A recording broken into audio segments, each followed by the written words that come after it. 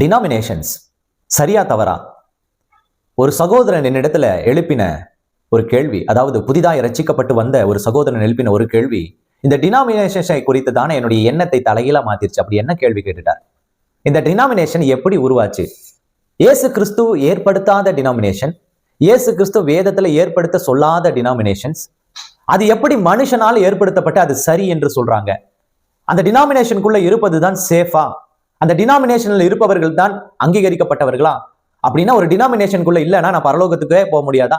இந்த டினாமினேஷன் தான் ஒரு ஊழியர்களின் அடையாளமா, ஒரு சபையின் அடையாளமா? இப்படி 1000 கேள்விகளுக்கான பதில் இந்த காணொலியில நாம பேசவிருக்கிறோம். இந்த காணொலி யாருடைய மனதையும், குறிப்பிட்டு பிஷப்ஸ், பாஸ்டர்ஸ், இந்த டினாமினேஷன் தலைவர்கள், உருவாக்கினவர்களை தவறா பேச காரியம் இல்லை.